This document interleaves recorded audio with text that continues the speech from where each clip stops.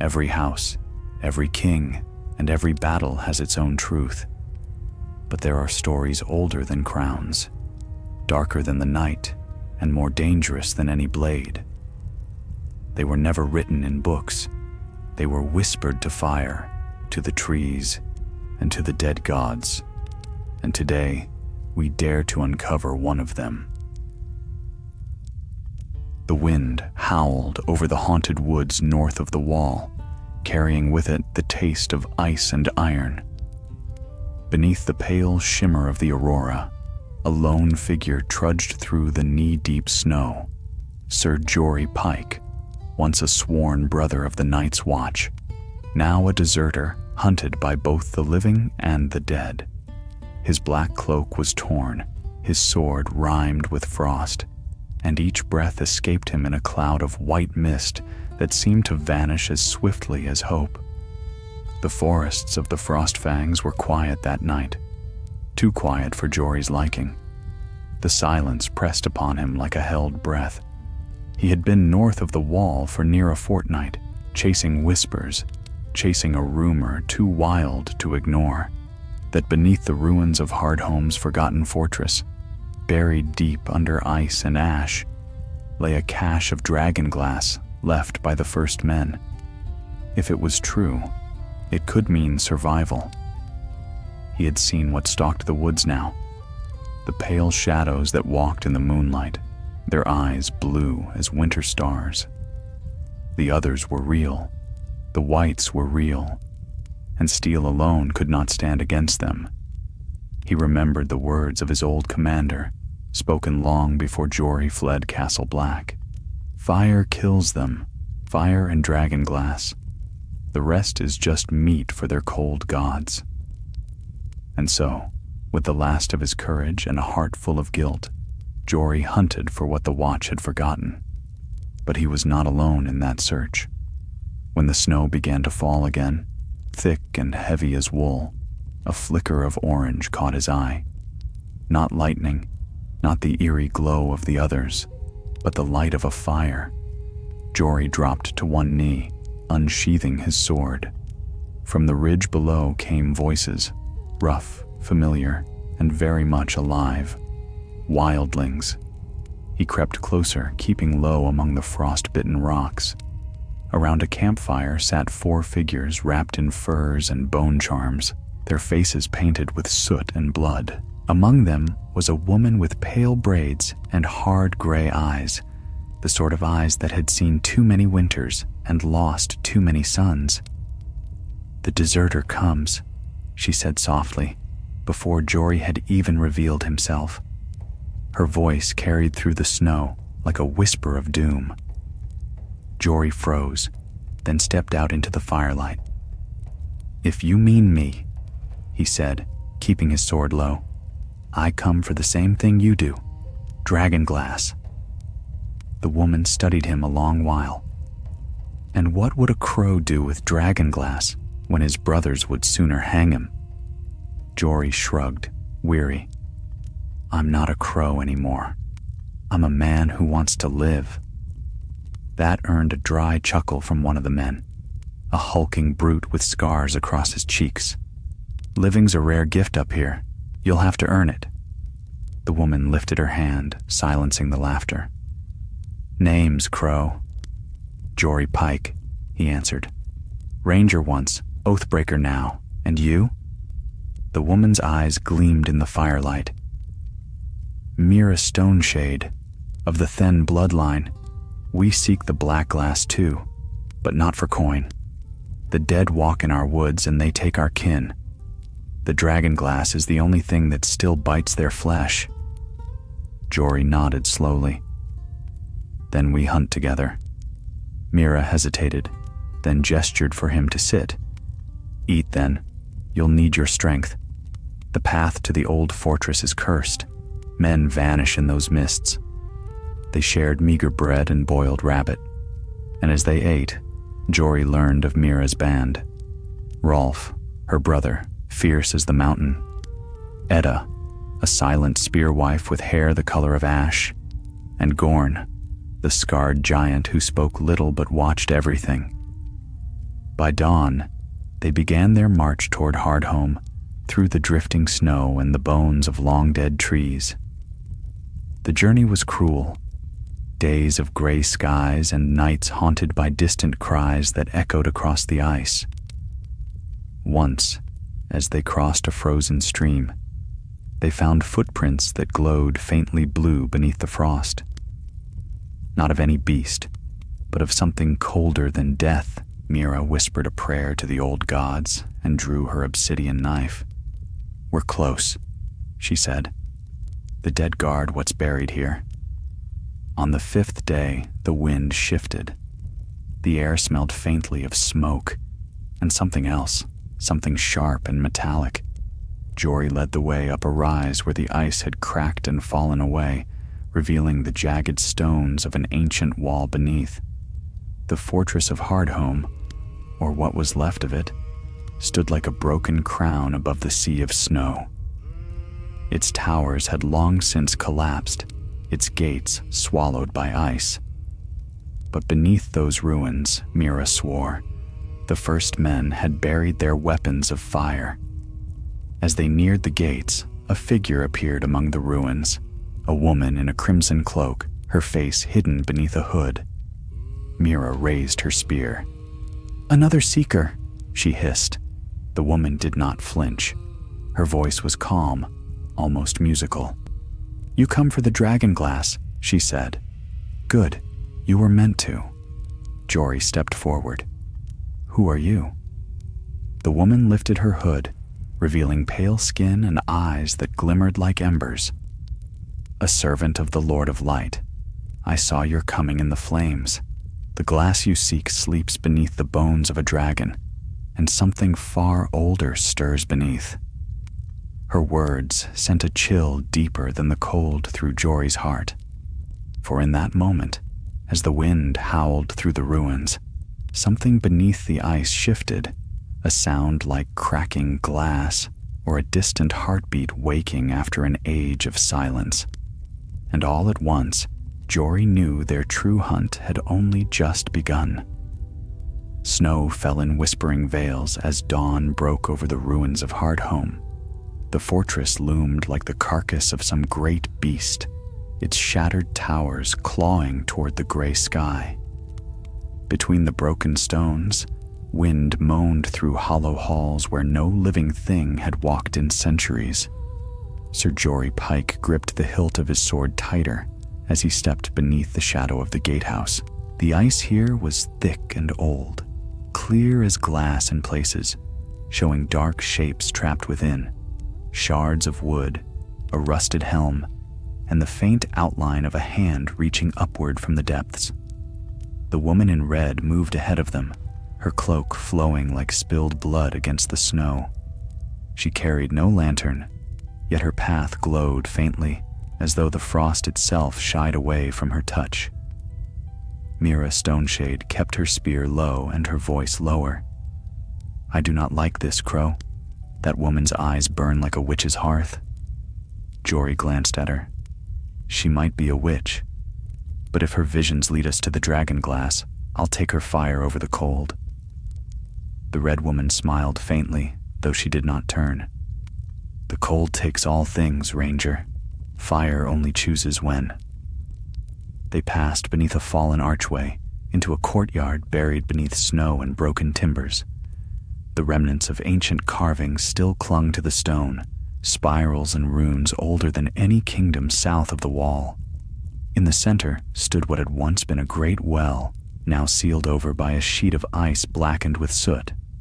"That's it," Mira said softly. "The mouth of the fortress. Beneath that lies the vault." Jory knelt beside the frozen well and scraped away a layer of snow. The ice was thick as a man's arm and hard as steel. He drew his dagger and struck at it, but the blade barely scratched the surface. Gorn the giant grunted, stepping forward. "Move." He hefted his warhammer, swung it down, and the ground shook. Cracks spidered through the ice, spreading in jagged lines until with a groan, the frozen lid caved inward, collapsing into darkness below. A breath of stale, cold air rose up from the depths, carrying with it the scent of ash and something else, something sweet and rotted. 7 hells, Jory muttered. It stinks like death. The Red Woman's voice was calm. Not death. Memory. She knelt beside the opening, eyes shining faintly in the dim light. Fire was here once, a great fire that burned for days. The bones of a dragon rest below, and the glass of its heart still sleeps within the stone.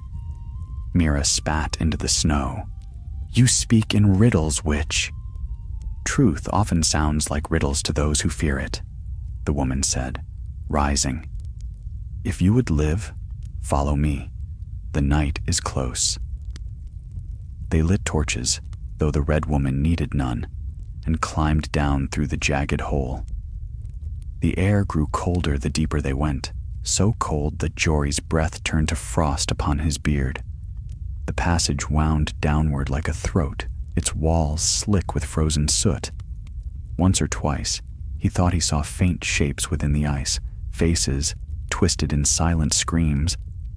But when he looked again, there was nothing. At last they reached a wide chamber. The torchlight revealed a cavern of obsidian and bone. Great ribs of black stone jutted from the ground, arched above them like the remains of a vast creature long dead. Between those ribs, buried in ice, glittered 1,000 shards of dragonglass. For a moment, no one spoke. Even Gorn bowed his head, awed by the sight. Mira was the first to move. She knelt, brushing snow from a cluster of black shards. So the stories were true. Her voice trembled. With this, we could arm every tribe from here to the Frostfangs. Jory reached down, picked up a shard. It was lighter than he expected, cold as death, yet when he held it near the torchlight, the glass shimmered with a faint red gleam, as though fire still lived within it. Take only what you can carry, he said. The rest stays buried. We can return once the storm breaks. But as he spoke, the Red Woman's gaze turned toward the far wall, where the ice had cracked and dark water pooled beneath. No, she whispered. You do not understand. The glass was left to guard what lies below. Jory frowned. Guard? Her eyes flared with sudden fire. The first men buried something here, a corpse that does not burn. They sealed it with dragon fire and obsidian so it could never rise. The sound came then, soft but unmistakable. A creak, a shifting, like something stirring beneath the ice. Gorn raised his hammer, and Mira drew her spear. The torches flickered violently. The ice at the far wall split open with a crack that echoed through the chamber. Black water spilled out, hissing as it met the cold air. Then something pale and long as a man's body slid free of the fissure. It landed heavily, limbs stiff, eyes closed. It was a corpse, but not like any they had seen. Its flesh was hard as marble, and beneath its translucent skin ran faint veins of blue light. Mira stepped back, breath sharp. By the gods! The Red Woman raised her hands toward it.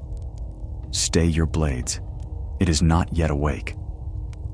But even as she spoke, the corpse's eyes opened, 2 burning sapphires in the dark. Jory swung his sword. The blade bit deep into the creature's shoulder, but where the steel met flesh, frost spread along the metal, and the sword shattered like glass. The wight's hand shot out, striking Jory square in the chest. He hit the ground hard, breath driven from his lungs. Gorn bellowed and brought his hammer down with all his might. The blow sent shards of ice flying, but when the mist cleared, the corpse still stood. The Red Woman reached into her robes and drew a crystal vial of liquid that glowed like molten gold. She hurled it at the creature. It burst in a bloom of flame, and for a heartbeat, the chamber blazed with light. The wight screamed, a sound that froze the blood, and then collapsed into ash and shards of ice. Silence followed, broken only by the hiss of steam. Jory staggered to his feet, chest aching. What in the seven hells was that? The woman's voice was low. Not hell. The North. This place is older than your wall. The dead here remember their masters. Mira's face was pale. Then we've woken them. The red woman's gaze fell to the shattered corpse. Within the ashes, something gleamed, a fragment of obsidian, fused with bone. She picked it up, holding it to the torchlight. The glass of fire and blood, she murmured. Forged from dragon flame. It will call to others of its kind. Jory frowned. Call to what? To the cold, she said. To those who wait beyond the forest, watching. Above them, faint but unmistakable, came the sound of howling.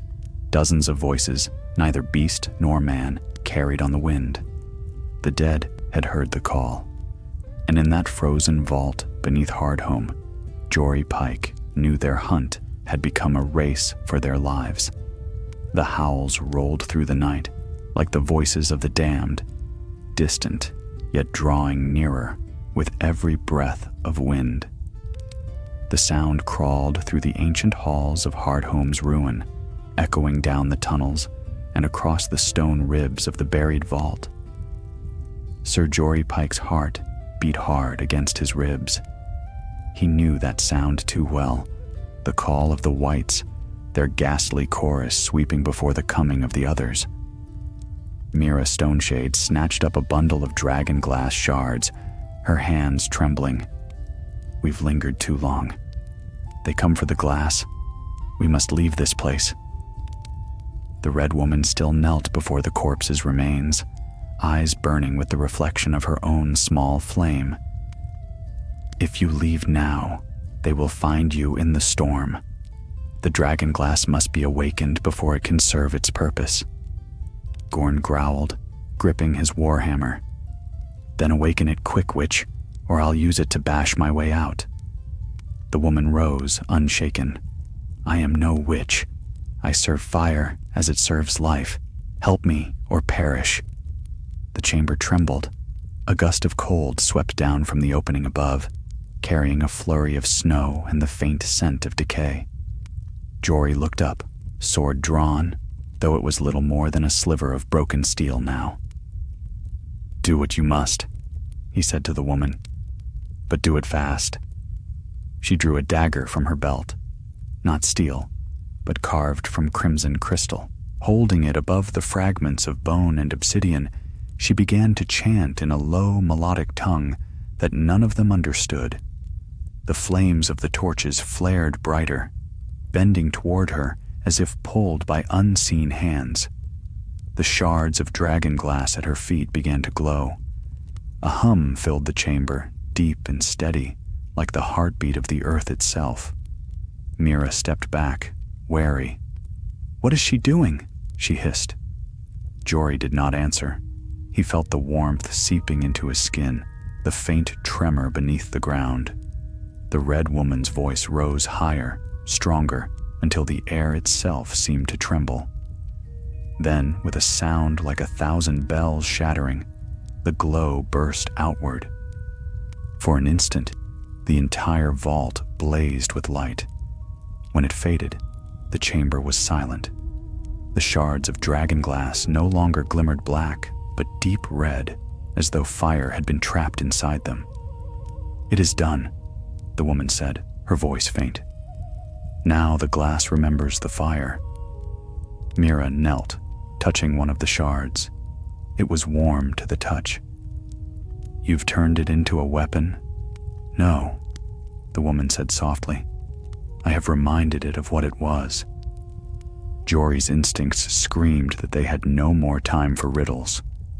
The howls above were nearer now, joined by the faint clatter of bone and ice. Move, he barked. Up the passage now. They climbed the icy tunnel, torches sputtering as the cold grew harsher. At the top, they found the courtyard buried in shadow. The wind had died, but the silence that followed was worse. Rolf, Mira's brother, stood at the edge of the broken wall, staring into the white. "They're out there," he said. "Too many to count." Shapes moved in the snow, dark forms, slow and steady. The whites came in a tide, dozens of them, their eyes glowing faintly blue beneath the stormlight. Jory took one look at their numbers and knew they could not fight. "To the cliffs!" he shouted. "We'll make for the sea." They ran, boots slipping on the frozen stones. Behind them came the scraping of bone and the hiss of dead breath. The first of the whites appeared at the gate. A child once, now a tangle of rags and ice, its jaw hanging loose. Gorn's hammer crushed it into shards, but 3 more took its place. Mira flung a shard of dragonglass. It struck a white's chest and sank deep, and at once the creature burst into flame, collapsing in ashes. "It works," she cried. But there were too many. The horde pressed forward, relentless, their footsteps cracking the ice beneath. "Go!" Gorn roared, turning to face them. "I'll hold them." Jory seized his arm. "You'll die." The giant smiled, a grim twist of scarred lips. "Better by my choosing." He shoved Jory toward the others, then swung his hammer once more, shattering the ice at his feet. The ground gave way, plunging Gorn and a dozen whites into the abyss below. The sound of the fall was swallowed by the storm. Jory felt the loss like a blow to the chest, but there was no time to mourn. He forced himself onward, driving the survivors toward the cliffs where the frozen sea met the land. By the time they reached the edge, night had fallen. The aurora shimmered above, casting ghostly light over the waters. Cracked ice stretched far into the distance, and beyond it lay the endless dark. Rolf collapsed to his knees, gasping. "We're trapped." "No," said the red woman. "Not trapped, chosen." She raised her hands toward the sea, her eyes reflecting the lights above. "Fire and ice meet here. Do you not feel it?" Mira glared. "I feel the dead behind us, and the sea before.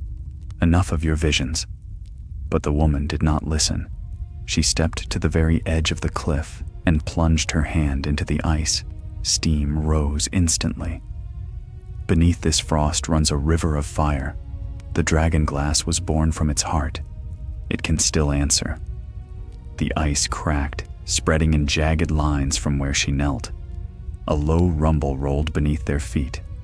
"Gods," Jory whispered, "what have you done?" The cracks widened, glowing faintly red from within. Heat surged upward, and the snow began to melt in great sheets. Behind them, the whites emerged from the ruins, their blue eyes reflecting the firelight. The red woman turned to Jory. "Cast the glass into the sea, all of it, now!"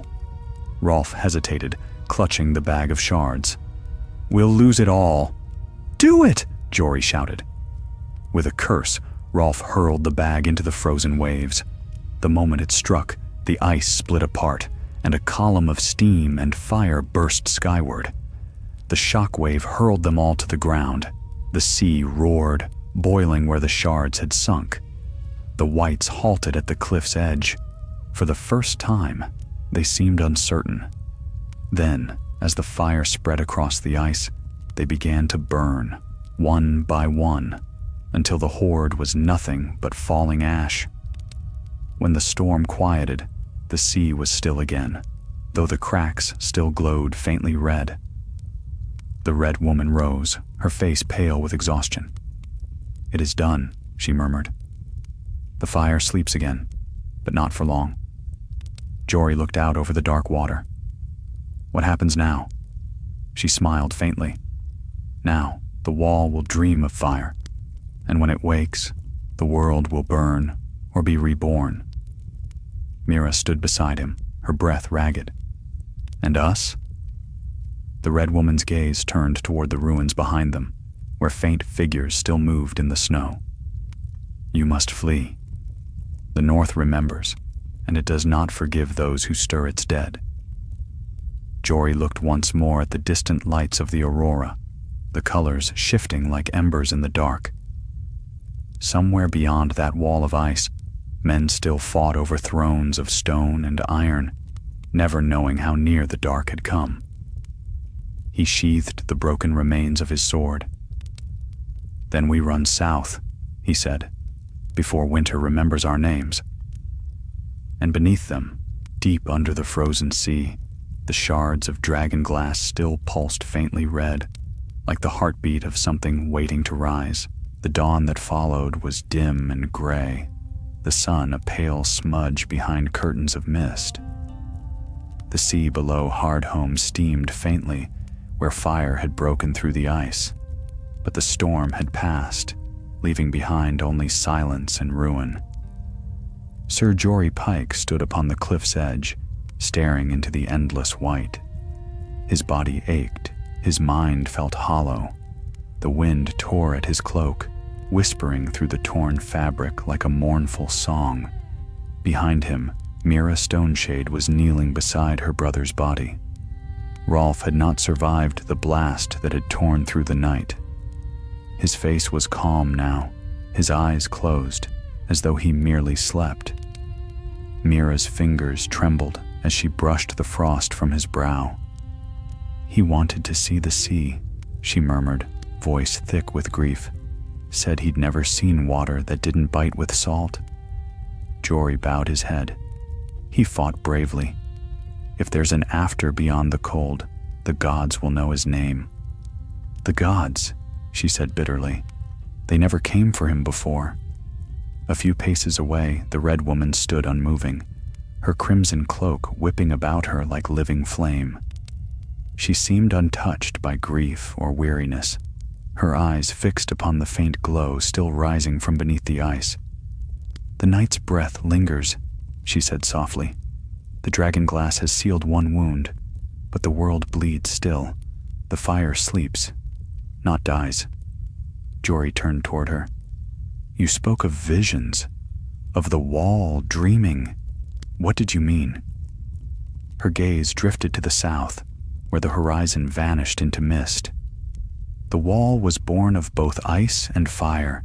The ancient kings wove spells into its stones, wards bound by blood and flame. The Dragonglass you found was part of that bond, a relic of the fire that once kept the cold at bay. But when men forgot their fears, the balance broke. And now the dead walk," Mira said flatly. The red woman inclined her head. "Now the dead remember." For a while none spoke. The air was heavy with the scent of smoke and salt. From somewhere far below came the groan of shifting ice.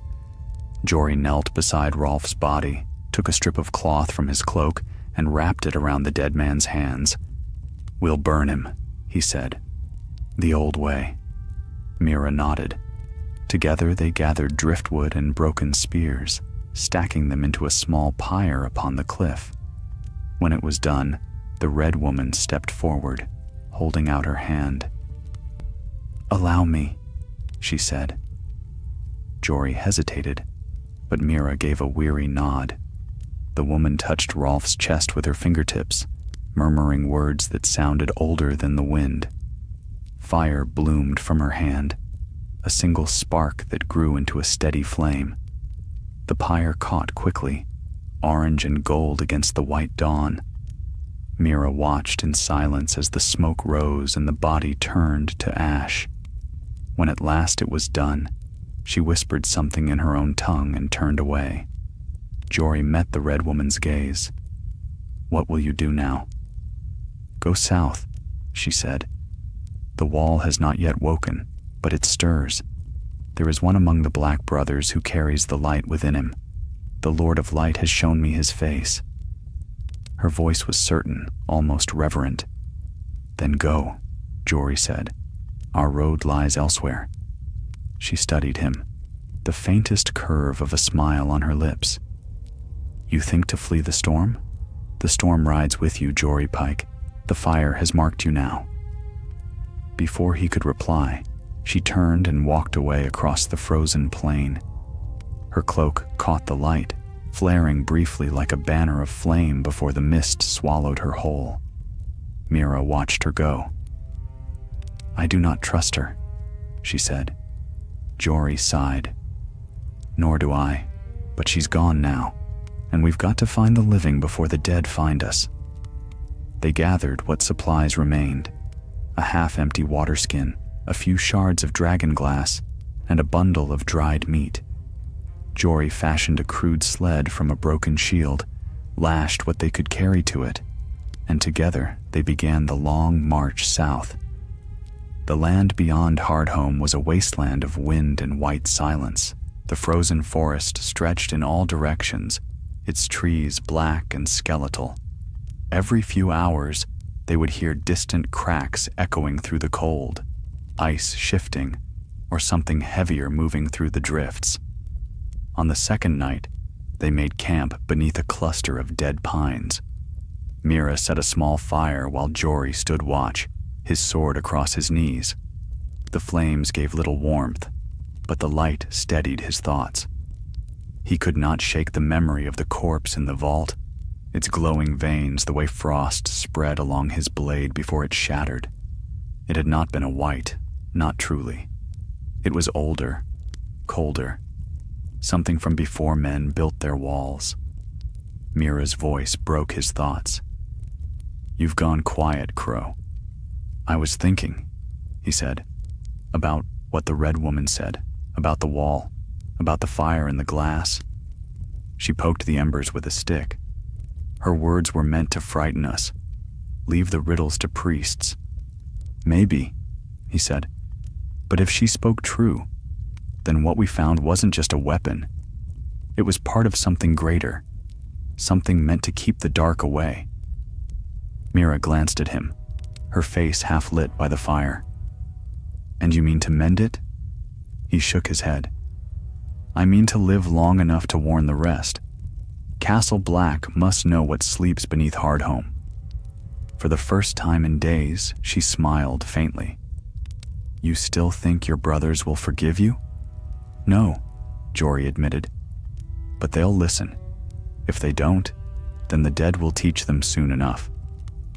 They slept in turns, though neither found much rest.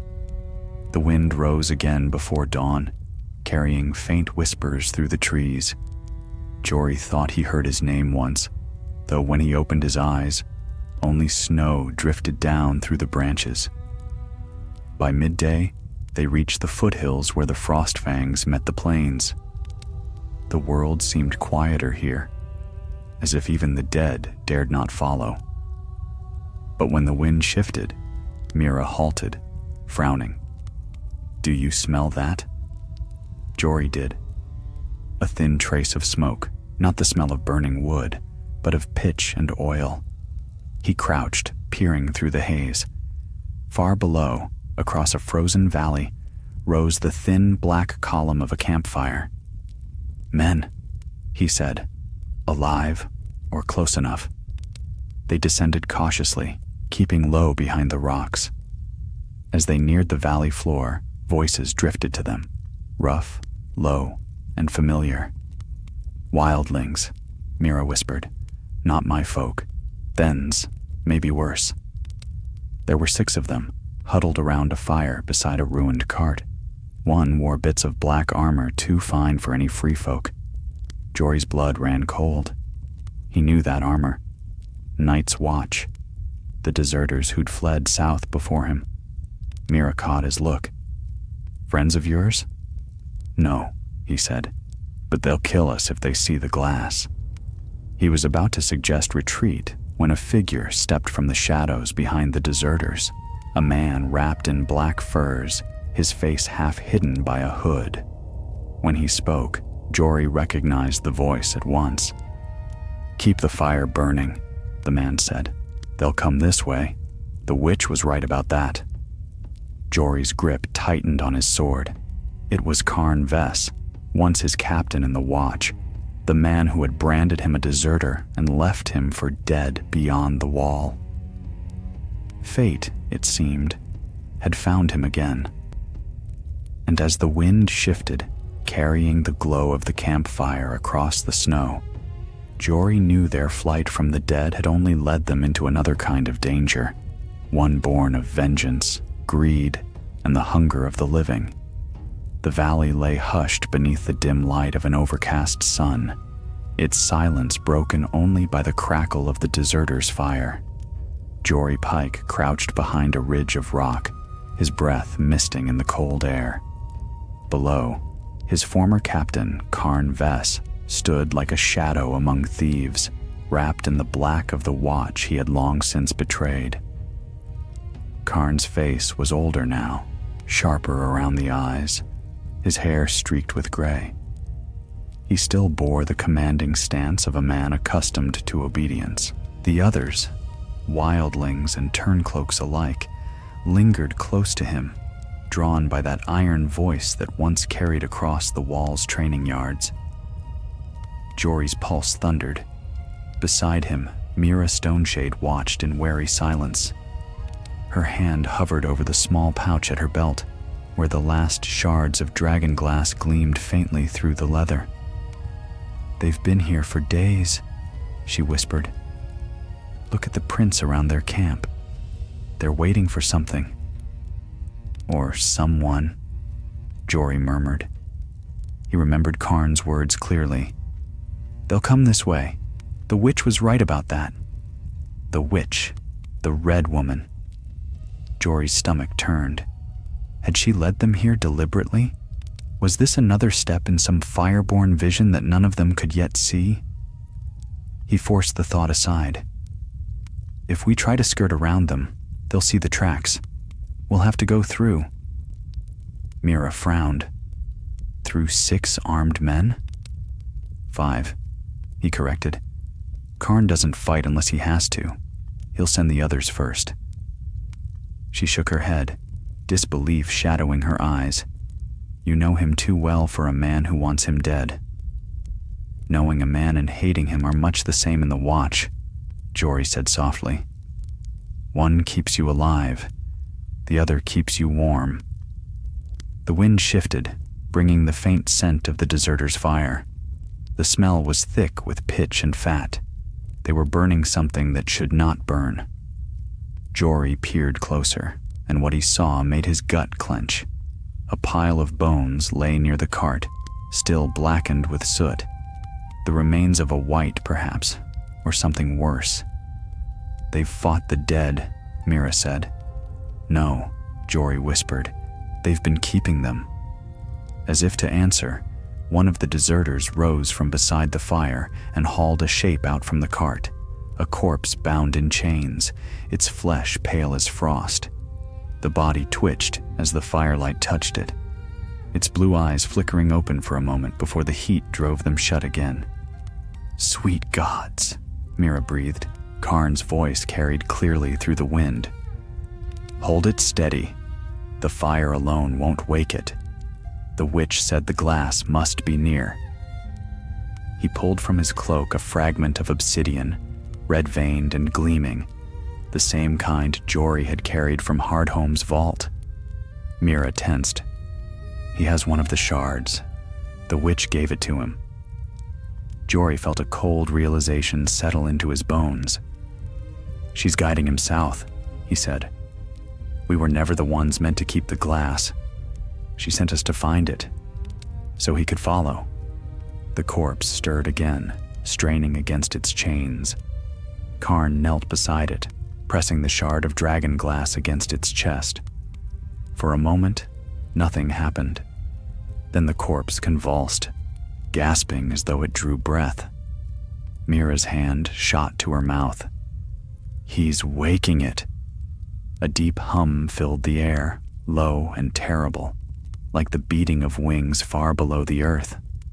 Frost spread across the ground, creeping outward from the fire pit, and the flame dimmed to a pale, sickly blue.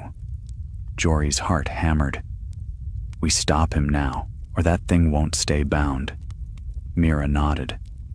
Together they crept down the slope, moving like shadows among the rocks. Jory's every step felt loud as thunder in the still air. The deserters' laughter masked their approach, until a loose stone skittered beneath his boot and tumbled down the ridge. The sound rang out sharp as a bell. Karn's head snapped up. "Who's there?" Jory had no choice. He rose, sword drawn, and stepped into view. "It's me, Captain," he called. "Come to return what you left for dead." Recognition flashed across Karn's face, followed swiftly by something darker. Satisfaction. "Pike," he said, smiling faintly. "I thought the cold had claimed you." "It almost did," Jory replied, "until I found fire in the dark." He raised his blade. The deserters fanned out around Karn, weapons drawn. The chained corpse thrashed, rattling its bonds. "Careful," Karn warned his men. "The crow's always been quick, and he's brought a friend." Mira stepped forward, spear in hand. More than one. She hurled a shard of dragonglass into the fire. The blue flame hissed, turned crimson, and leapt high into the air. The chained corpse screamed, a sound that tore through the valley like the cry of a dying god. The deserters reeled back. In that heartbeat of chaos, Jory lunged. His blade caught the nearest man across the throat, spilling blood that froze almost before it fell. Mira's spear struck another in the gut, but Karn was already moving. He caught a sword from one of his men and met Jory's swing with practiced ease. Steel clashed, sparks flew. "You should have stayed dead," Karn growled, pressing forward. "You were never meant for command, Pike. You never had the stomach for it." "Maybe not," Jory said, parrying the next blow. "But I've learned a few things since you left me to freeze." Their blades met again, ringing through the valley. Karn was strong, but slower now, age weighing his strikes. Jory sidestepped, slashing low. Karn grunted as the blade cut his thigh, but he did not fall. Behind them, the fire roared higher, and the chained corpse burst free. The air filled with frost and flame all at once. The creature moved with inhuman grace, eyes burning like blue stars. One of the deserters screamed as it seized him, twisting his neck until the bones snapped. "Gods help us!" Mira shouted. "There are no gods here!" Jory replied through gritted teeth. Karn turned toward the white, horror flickering across his face. "The witch said it would obey!" The creature's hand shot out, driving through Karn's chest. The shard of dragonglass clattered from his grasp and rolled across the ice, coming to rest at Jory's feet. He seized it and plunged it into the white's heart. Light burst from the wound, red and white and blinding. The creature screamed again, the sound echoing across the valley before fading into nothing. When the glow dimmed, only ash remained. Karn lay dying in the snow, blood spreading across his cloak. He looked up at Jory, eyes full of disbelief. "You don't understand," he gasped. "The witch. She said the fire must be carried south. You've doomed us all." Then he went still. The valley was silent once more, save for the wind. Mira approached slowly, eyes on the ashes where the white had fallen. "If this is what her visions bring," she said softly, "then her fire burns as cold as ice."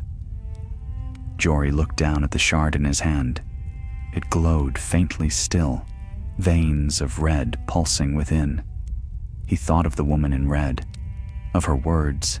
The fire sleeps again, but not for long. He clenched his fist around the shard.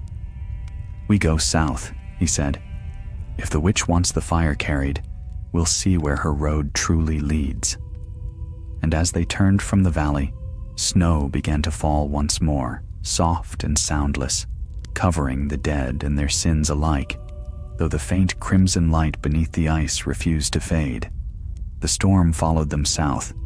For 3 days and nights, it raged across the desolate wilds, swallowing the sky in a whirl of white. Sir Jory Pike and Mira Stoneshade pressed onward through knee-deep snow, half blind, their faces raw from the wind. The shard of dragonglass Jory carried burned faintly against his chest, hidden beneath his cloak. It gave no warmth, only the sense of something alive, a heartbeat that was not his own. By the fourth dawn, the storm broke, leaving behind a sky clear and cruel. The snow glittered under the morning light like a field of glass. Jory paused upon a ridge and looked out across the land. In the distance, he could see the jagged peaks of the Frost Fangs, and beyond them, faint and far, the white wall of mountains that guarded the world of men. "We're close," he said. "The wall lies 3 days from here, if we keep our pace." Mira sank to her knees, exhaustion in every line of her face. 3 days with no food and no fire," she said bitterly. "We'll freeze before we see the shadow of your wall." He looked at her, a wildling, fierce and unbroken, yet weariness dulled the fight in her eyes. "We've come too far to die now," he said. "There's a village near the foothills. Craster's Keep, if the stories are true. Shelter and a hearth at least." "Craster," she spat the name. "A man who beds his daughters and calls it worship. You'd trust such a beast?" "I'd trust the roof over his head," Jory said grimly. "The dead don't wait for our morals." She said nothing more. They walked until dusk, when the light bled from the sky and the cold thickened once again. The wind carried no sound save for their own footsteps, until faintly they heard it. A horn. Long and low, its echo rolled across the frozen plain. Jory stopped. "Did you hear—" A second horn sounded, then a third. This time there was no mistaking it. The Watch. He broke into a run, his heart leaping. "They're near. The Rangers are near." Mira followed, though doubt shadowed her face. They crested another ridge, and below them stretched a frozen river, glinting beneath the moonlight. Upon its far bank, a small encampment flickered with firelight, black tents, riders, and the glint of steel. But as they drew closer, the wind shifted, and Jory's hope faltered. The banners that fluttered above the camp were not black, but white, tattered cloth marked with the faded sigil of a hand of ice. Mira seized his arm. "Those are no brothers of yours." The fires below burned blue. Shadows moved among the tents, too still, too silent. The horns had ceased. Jory swallowed hard. "We keep low. See what we can." They crept down the slope, keeping to the rocks. The closer they came, the colder the air grew, until each breath felt like knives in the throat. Then Mira stopped suddenly and pointed. At the center of the camp stood a figure, tall, cloaked in white. Its eyes glowed faintly, pale as the northern stars. Around it, the dead moved in silence, arranging stones in a wide circle. Jory's blood turned to ice. The others. They watched as the tall figure knelt, placing something upon the frozen ground. The shard. Karn's shard. The same red-veined obsidian he had carried before his death. The whites gathered closer, their movements precise, deliberate. The tall one raised its hand, and the air shimmered with cold. The shard began to glow, bright enough to hurt the eyes. Mira's voice trembled. "They're using it, as she said they would." Jory grabbed her wrist. "We have to stop them." "Are you mad?" she hissed. "You saw what one of them did to Karn's men. That's no battle for steel." He met her gaze. "It's no battle for running either. If they wake what sleeps in the ice, the wall won't hold." Before she could reply, he slid down the slope and into the open. The snow swallowed the sound of his steps. The whites continued their grim work, unaware. Jory moved like a shadow between the stones, closer, closer, until he could see the shard's glow pulsing like a heart upon the altar of ice. Then, the tall figure turned. Its gaze fell upon him, a gaze older than the wall, colder than winter. Jory's limbs locked, breath freezing in his chest. The other lifted its sword, a blade of crystal that sang softly in the air. Mira's cry broke the spell. She hurled her spear, and it struck one of the whites clean through the skull. The creature fell, shattering into frost and bone. The others turned with a sound like cracking ice.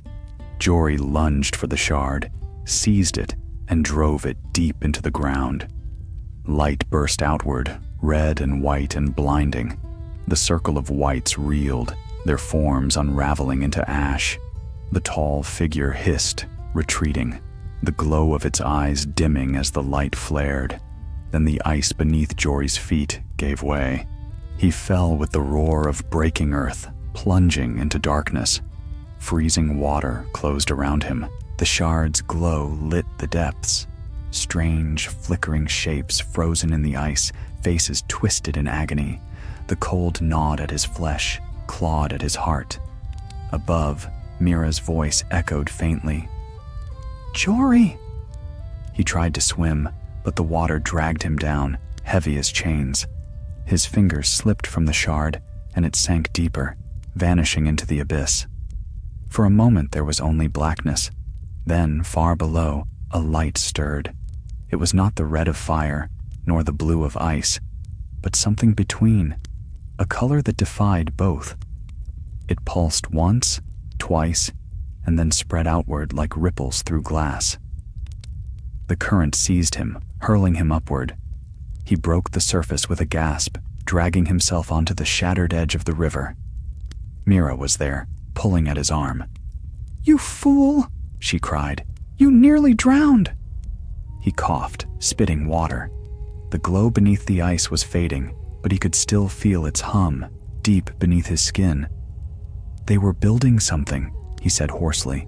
"A gate or a ward. The shard, it wasn't just a weapon, it was a key." Mira's eyes were wide. A key to what? He looked south, toward the unseen wall, to whatever lies beneath it. A long silence fell between them. Then, faintly, through the stillness, came another sound, the beat of wings high above. Jory looked up. Far to the north, dark shapes moved across the sky, vast and slow. For an instant, he thought they were storm clouds, until one turned, and the light caught the glint of scales. Mira whispered, "No, that's not possible." Jory rose unsteadily to his feet. "Dragons don't fly this far north."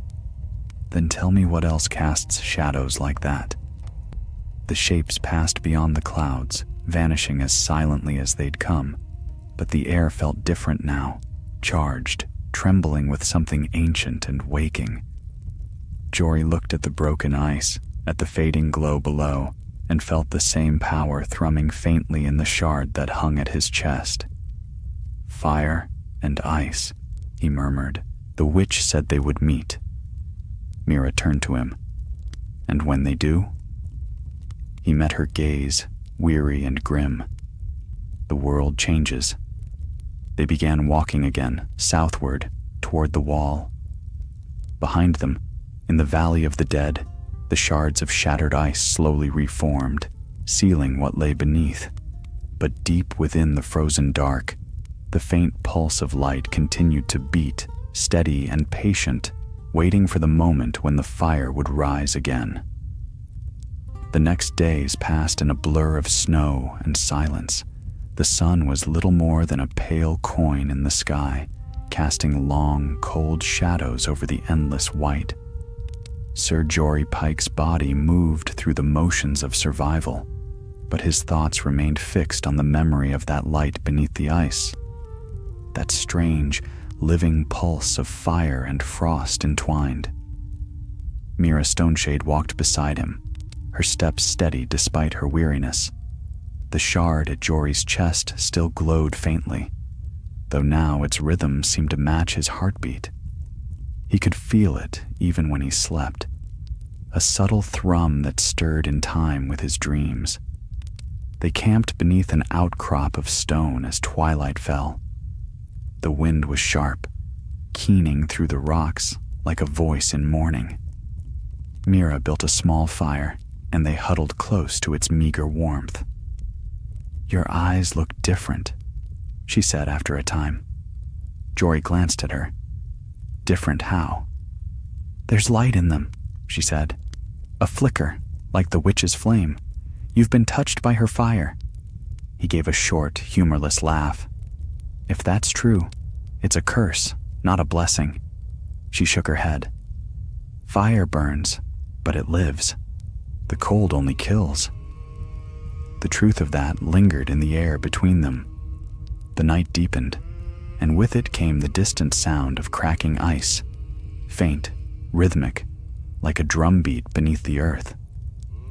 They took turns keeping watch, but when it was Jory's time to rest, sleep came reluctantly. His dreams were full of shifting light and endless dark, of eyes glowing blue and gold. In one dream, he stood upon the wall itself, and beneath the frozen stone, he saw shapes moving. Not dead men, but vast things, serpentine and winged, trapped within the ice like ancient prisoners. He woke with a start, heart hammering. The fire had gone out. The world was black save for the faint glow from the shard at his chest. Mira slept beside him, wrapped in her furs, her breath visible in the cold air. And then he heard it, the sound of footsteps, slow, deliberate, crunching through the snow. He drew his sword silently and rose, keeping to the shadows. The sound came from beyond the rocks, too heavy for the wind, too careful for beasts. A voice called out softly, "Sir Pike." Jory froze. The voice was a woman's, calm, familiar, and wrong. He stepped around the boulder, blade ready. There, standing against the pale horizon, was the Red Woman. Her cloak billowed in the wind, her hair dark as flame, her eyes burning with quiet certainty. "You live," she said. "Good. The fire does not waste its chosen." Jory's grip tightened on his sword. "You led us into a trap. Karn was your puppet. Your white nearly killed us all." Her expression did not change. "You misunderstand. I sent Karn north because he was willing to serve the light. You I sent to test it." "Test it?" He spat. "We lost men, fought the dead, nearly drowned in your damned visions. If this is your God's light, it blinds more than it saves." The Red Woman took a slow step closer, and though the wind howled, her voice carried clearly. "The light must blind before it shows truth. The shards you carry are not mere weapons. They are pieces of the same fire that birthed dragons, forged the wall, and will one day end it." Jory shook his head. "I've had enough riddles." "Then hear it plain," she said, eyes narrowing. "The wall was built to hold not only the dead beyond, but the fire within. The old kings buried the first flame beneath it, fearing what it might become. The Dragonglass is the key that binds it. But now the ice weakens, and the flame stirs. You, Sir Pike, carry part of its heart." Jory felt the shard pulse against his chest, as if answering her words. "If that's true, then why me?" "Because you were dying when it found you," she said simply. "Only those who have touched death can carry the fire without being consumed." Mira stirred behind him then, waking to the sound of voices. Her hand found her spear as she rose. "You," she hissed, "you should have burned at Hardhome." The Red Woman regarded her calmly. "Fire does not burn itself." Mira's grip tightened, but Jory raised a hand to stop her.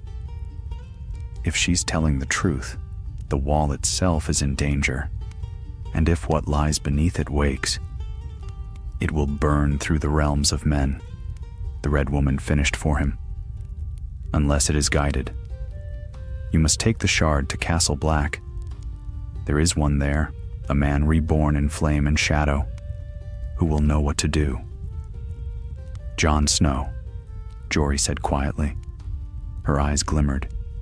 "Yes, the fire has touched him too. You are bound by the same thread now." The wind rose suddenly, scattering snow around them. When Jory looked back, the Red Woman was gone. Only a single ember remained on the ground where she had stood, glowing faintly before dying in the frost. Mira exhaled slowly. If she's right, every step we take south brings us closer to more danger. Jory sheathed his sword. Then we walk carefully. They left the shelter at dawn, following the sun's pale light across the frozen plains. The days blurred together. Long marches, cold nights, the shard's steady pulse beneath Jory's cloak. The land began to change as they neared the wall. The snow thinned, the wind softened, and dark pines rose once more against the horizon. On the 6th evening, they saw smoke, thin and gray, curling above the treetops, a village or a watchpost. Hope stirred in Jory's chest, but as they drew closer, hope turned to dread. The trees had been burned, their trunks blackened and split. Charred bodies lay in the snow, frozen mid-flight. The air stank of ash and blood. At the edge of the clearing stood what remained of a house, its roof half collapsed. Something had been carved into the wall above the door, a spiral of black glass shards arranged with eerie precision. Mira's voice was a whisper. The mark of the others. Jory stepped closer, touching the charred wood. "No," he said slowly. "The mark of the fire. Look." The edges of the shards glowed faintly red, pulsing with the same rhythm as the one he carried. "Someone's been here," he murmured. "Someone who knows what we carry." They searched the ruins and found no living soul, only the signs of hurried flight. Footprints leading south, toward the wall. But in the ashes of the hearth, Jory found a single object that made his blood run cold. A black cloak, torn and burned, bearing the faded sigil of the night's watch. He lifted it slowly. The clasp at its throat was marked with a wolf's head wrought in silver. "Jon Snow," he whispered. Mira looked at him sharply. "You think he was here?" "I think," Jory said, staring into the distance, "that whatever fire burns beneath the wall has already begun to rise."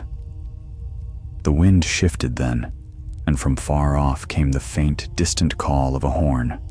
One, then another, and then silence. It was not the sound of men. It was the sound of the wall itself, groaning like a sleeping giant disturbed in its rest. And as the snow began to fall again, soft and unending, Sir Jory Pike knew that winter's heart was waking, and the long night was not far behind. The horn's echo lingered long after it had faded, carried by the wind across the blackened clearing. It was not the sharp blast of a man's breath through steel, but a deep, trembling note that seemed to rise from the very bones of the world. The ground beneath Sir Jory Pike's boots shuddered faintly, and even the trees whispered, as if stirred from long sleep. He and Mira stood motionless. The air was thick, heavy, as though the sky itself were holding its breath. Then, far to the south, the light changed. The horizon burned faintly red, not the soft glow of dawn, but something deeper, pulsing, alive. "The wall," Jory said quietly. "Something's happening." Mira's eyes narrowed. "You said the fire was bound beneath it. If it wakes..." He looked at the shard hanging from his neck. Its pulse had grown stronger, throbbing in rhythm with the light on the horizon. He could feel it through his chest, each beat echoing like a drum in his bones. "Then the ice won't hold it much longer." They left the ruin behind and began their march south, through hills half buried in snow. The storm had stilled, but the air was wrong, thick with static, every breath sharp with the taste of iron. Flocks of ravens passed overhead, heading the same way they were going. They walked until night fell, stopping only when their legs gave out. Jory found them a hollow in the roots of an old tree, its trunk wide enough to shelter them both. They built no fire. The shard gave off a faint light of its own, enough to see by, casting long red shadows on the snow. Mira sat beside him, her spear across her knees. "If what the witch said is true," she murmured, "then the wall's magic is breaking." He nodded. The wall was never just stone and ice. There were spells laid into its making, old ones, forgotten now. If they fail, the dead won't need to climb. She gave him a sidelong glance. "You sound as if you've known this all along." "I heard the old tales at Castle Black," he said. "Rangers love their fireside stories, but even then, I thought them nonsense. The walls stood for 8,000 years. I thought it would stand 8,000 more. Nothing stands forever," she said softly. "Not walls, not kings, not gods." He looked at her, the torchlight painting her face in amber and shadow. "And what of you, Mira Stoneshade? What do you stand for?" Her eyes met his. "For the living," she said simply. "For those who can still feel the sun." There was something in her tone, weary but certain, that silenced him. They slept little that night, and when dawn came, they were already moving. By midday, they reached the edge of the haunted forest. The trees here grew twisted and close, their trunks blackened with frost. Tracks crisscrossed the snow, not the prints of men, but the strange, three-clawed marks of things that did not breathe. As they entered the woods, the world grew dim. The trees blocked out the sun, and the air hung heavy with mist. Jory could see his breath plume before him, white against the gloom. The shard's glow lit the path ahead, glimmering faintly like a living ember. Then they heard the bells, faint at first, a soft metallic chime carried by the wind. Mira froze. "That's no sound the dead make." Jory raised a hand for silence. The sound came again, closer now, mingled with the crunch of snow and the murmur of voices. They crept forward until the trees thinned, and there before them stretched a line of riders, men of the night's watch, wrapped in black cloaks heavy with frost. At their head rode a man with a direwolf stitched in white upon his surcoat. His hood was drawn low, his hair dark as ink. When he turned, Jory saw the face he had half believed a myth. "Jon Snow," Mira breathed. The man dismounted, speaking softly to one of his companions, a boy with the look of the North in his pale eyes. Jory stepped from the shadows before he could lose his courage. "Lord Commander," he called. The riders stiffened, hands going to sword hilts. Jon turned sharply, his gaze falling on Jory. "Who calls me that name north of the wall?" Jory lowered his hood. "A ranger once, Jory Pike. You left me on patrol 2 winters past, thought me dead. But the snow doesn't keep what fire wants." Jon studied him for a long moment, then nodded to his men to stand down. "If the snow spared you, it had purpose. You look half frozen. Come closer." As Jory approached, the shard at his chest flared bright enough that even the men of the watch drew back. Jon's eyes fixed on it. "Where did you find that?" "In the ruins of Hardhome," Jory said. "Buried beneath the bones of a dragon. The Red Woman said you'd know what it means." At the mention of her name, a shadow crossed Jon's face. "She walks paths of fire and deceit," he said, "but her truths burn all the same." He reached out, his gloved hand hovering over the shard but not touching it. "I've seen its like before, in Dragonstone, when I stood beside Daenerys Targaryen.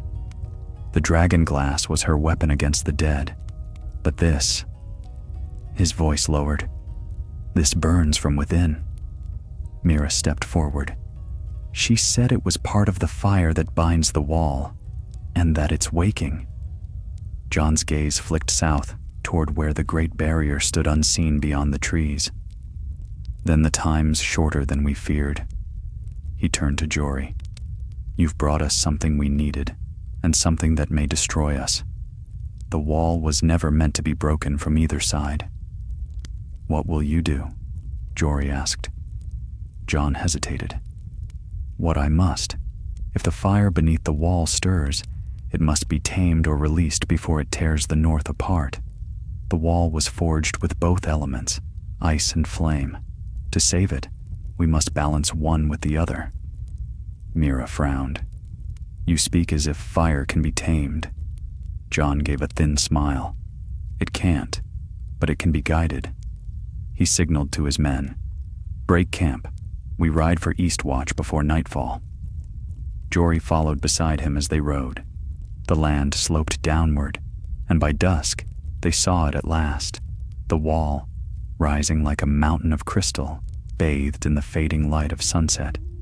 Its surface shimmered faintly, as if fire danced within the ice. John's expression was grim. It's begun, he said. The balance is breaking.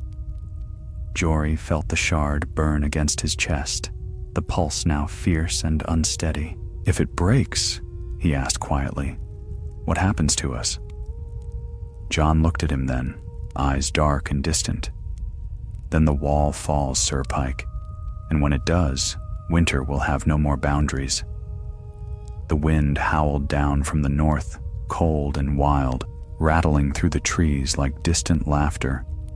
And as the company of black riders moved on beneath the shadow of the wall, the red pulse of Dragonglass beat in time with the living fire stirring deep below. The fire that would soon decide the fate of all Westeros. The wall rose before them like the edge of the world.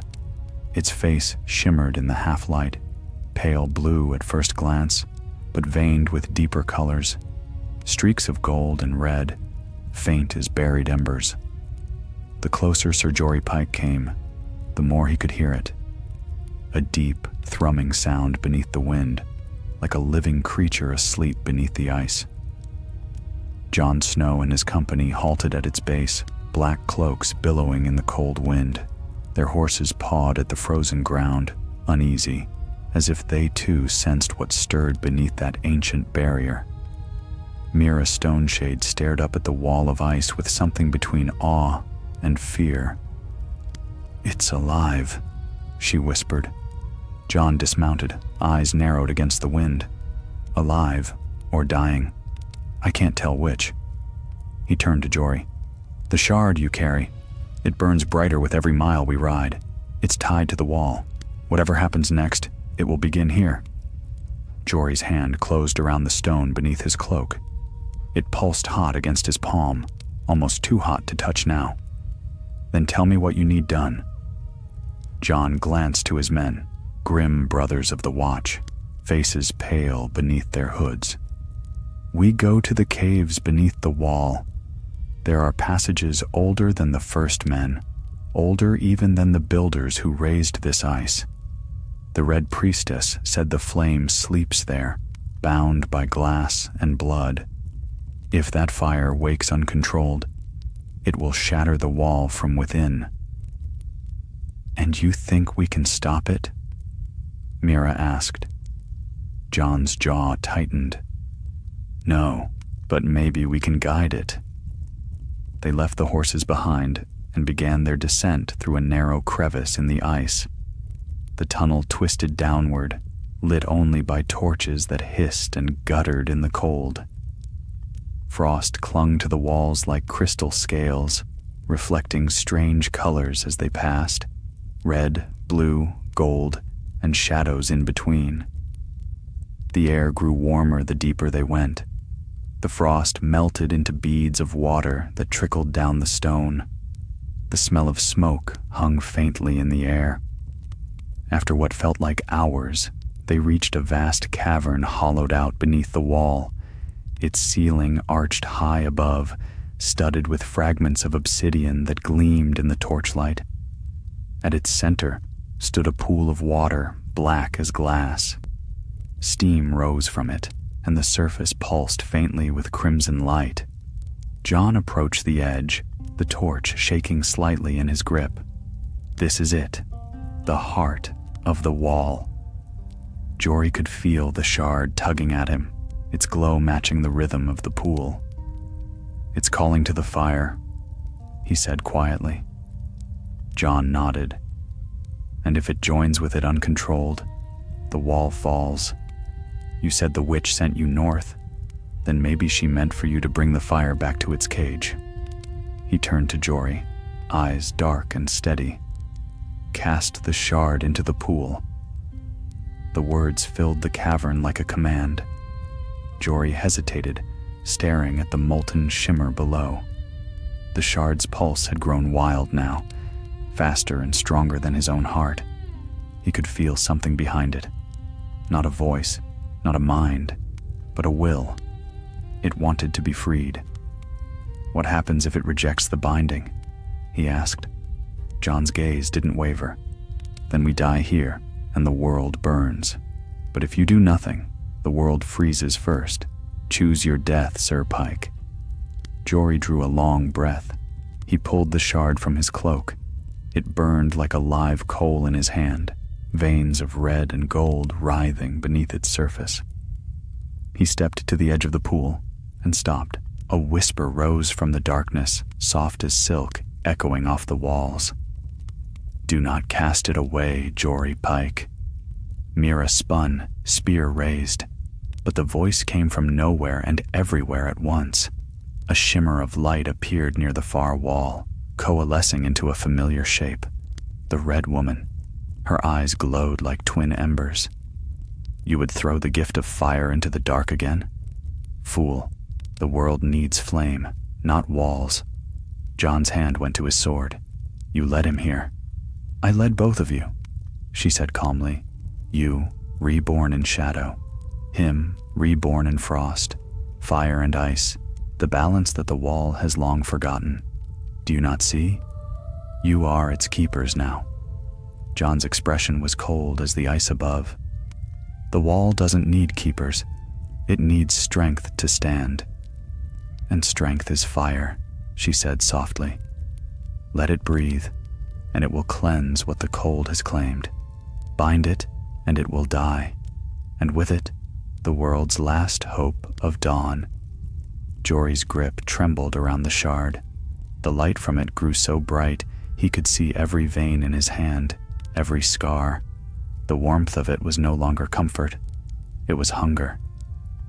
Mira stepped forward. "She's lying, Jory.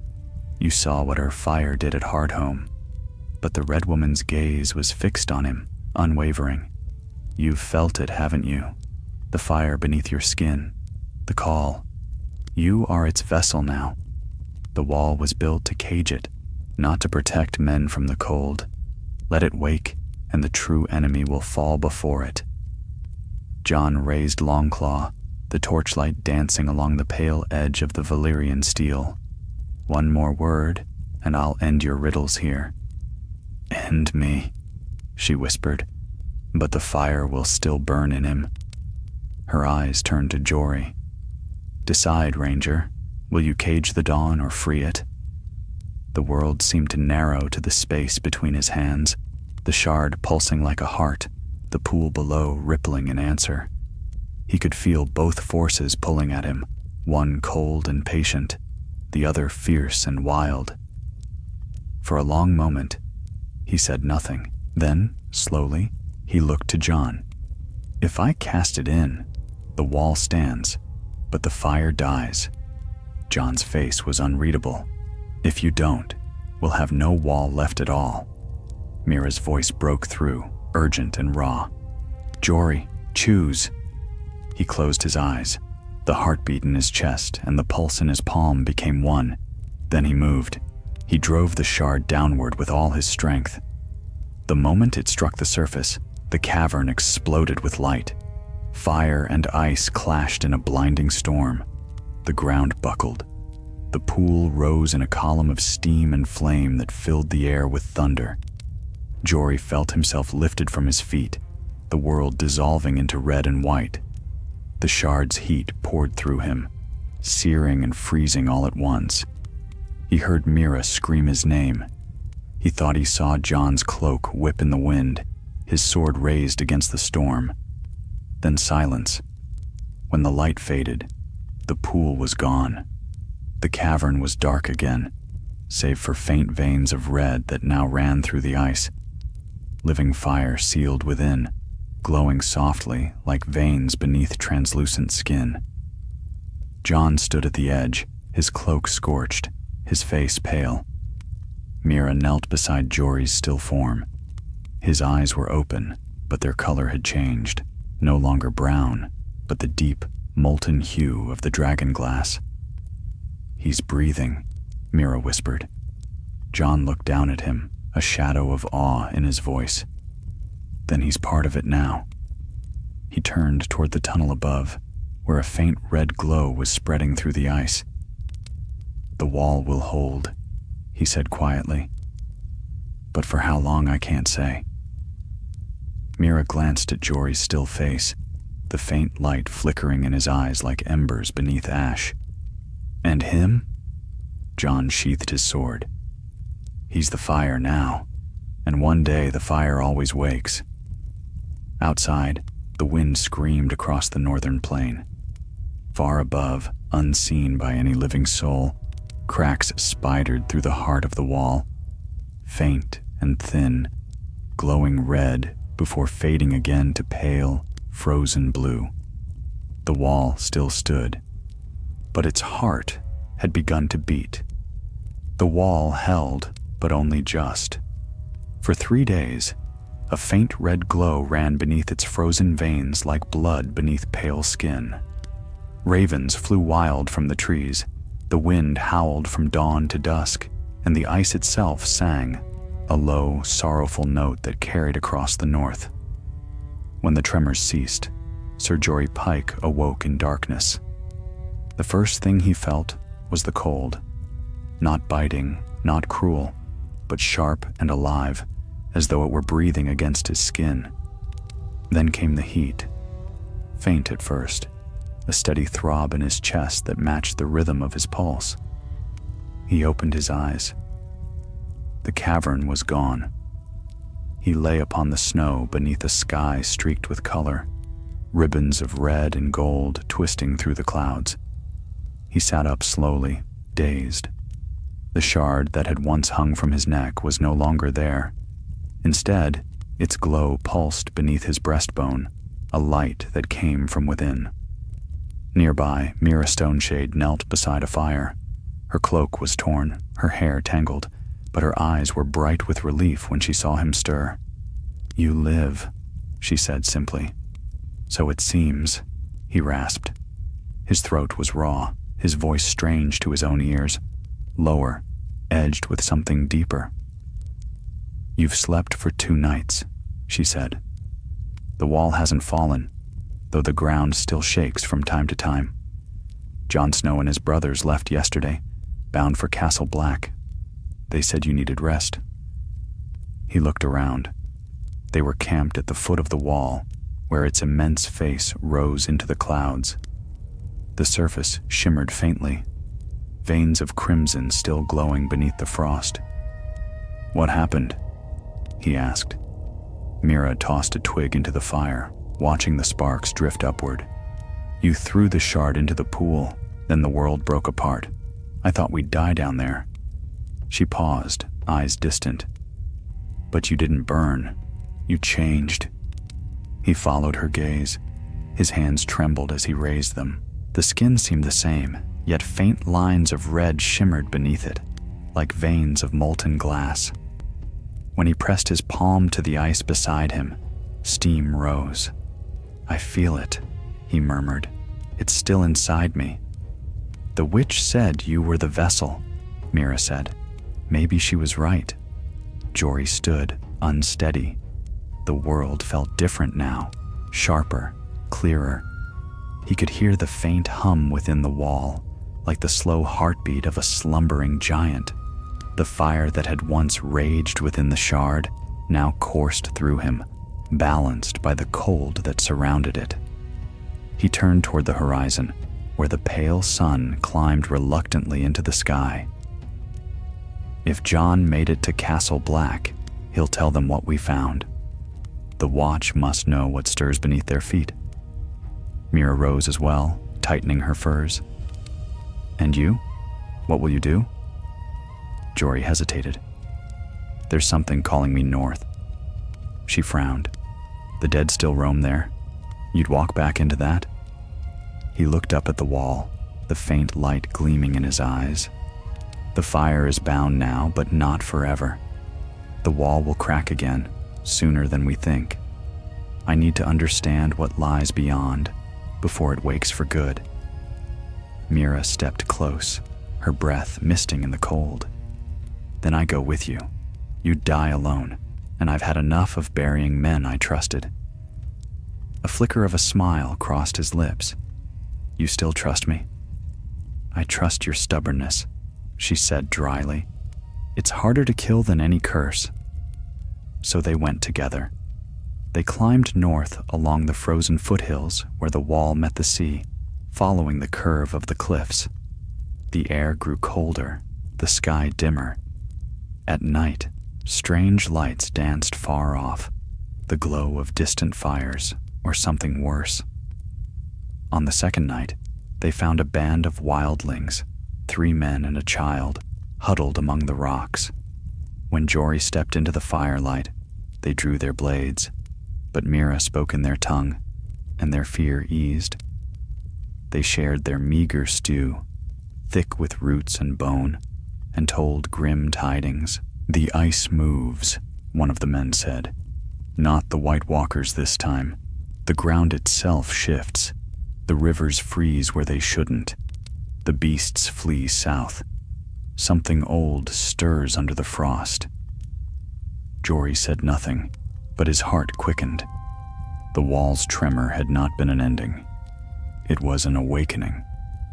The next day, as dawn broke pale and thin, they reached a ridge that overlooked the northern plains.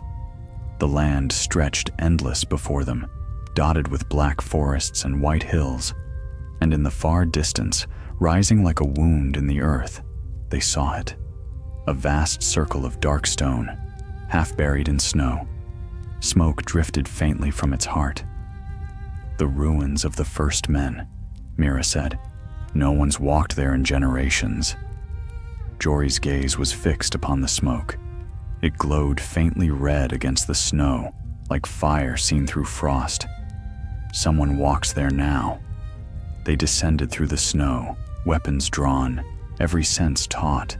The closer they came, the stronger the hum within Jory's chest grew.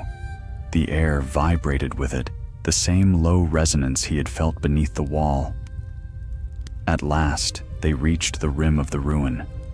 The ground within was black glass, melted and smooth as though it had been seared by dragon fire. In the center stood a monolith of obsidian, carved with spirals that pulsed faintly red. Mira's breath caught. This is no work of the first men. No, Jory said. It's older. He stepped closer, the fire within him answering the glow of the stone. As he reached out, a voice echoed faintly through the air, soft, distant, and unmistakable. The wall holds, for now. Jon Snow's voice. Jory froze. The sound came not from around him, but from within the stone. The spiral shifted, forming faint shapes, figures locked in battle, the wall rising behind them. It's showing us, Mira whispered. A vision. The images flickered faster, the wall cracking, waves of ice crashing south, dragons soaring above clouds of ash, and then a flash of a face, Jory's own, wreathed in fire and shadow. He stumbled back, heart pounding. The glow beneath his skin flared, and the monolith's light dimmed in answer, as if bowing to him. What did you see? Mira demanded. The end, he said hoarsely. And a beginning. The ground shuddered beneath their feet, a deep rumble rolling through the earth. The monolith cracked, a fissure splitting its surface. From within came a burst of heat so fierce that the snow around them melted in seconds. Mira seized his arm. "Jory!" He turned to her, and his eyes burned red as coals. "It's waking again," he said. "The fire beneath the world. It won't stay caged much longer." She drew her spear. "Then we'd best be ready to meet it." Above them, the clouds tore apart, and through the break in the sky drifted a shadow vast and winged. Its cry echoed across the northern waste, deep and ancient, the sound of something long lost returning to the world. Jory watched it vanish beyond the mountains, his breath catching in his throat. "Dragons," he whispered. "Even they remember." The wall loomed far behind them now, a faint gleam on the horizon. Ahead, the fire beneath the snow stirred once more, and the long night that men had feared for 8,000 years began to dream of dawn. The dragon's cry faded into the wind, leaving the north in uneasy silence. The sound had rolled across the mountains like thunder, shaking snow from the cliffs and startling flocks of ravens into the gray sky. Sir Jory Pike and Mira Stoneshade stood amid the black ruins, the cracked obsidian monolith still smoking at their feet. Neither spoke for a long while. The air was thick with the smell of scorched stone. Steam rose in ghostly tendrils from the melted snow, twisting into the shapes of wings before dissolving. At last Mira found her voice. "So the old tales are true," she murmured. "The fire never truly dies. It just waits."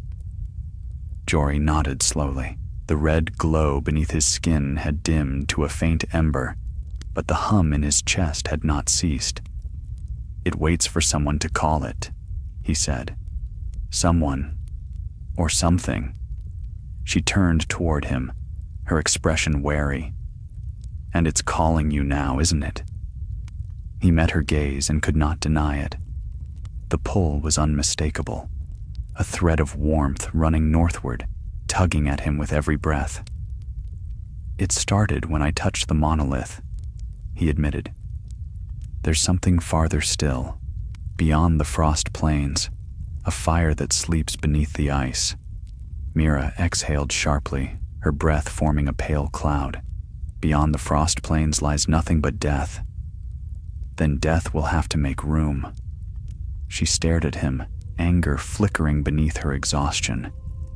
"You speak like the Red Witch now." Jory's jaw tightened. "I speak like a man who's seen what's coming.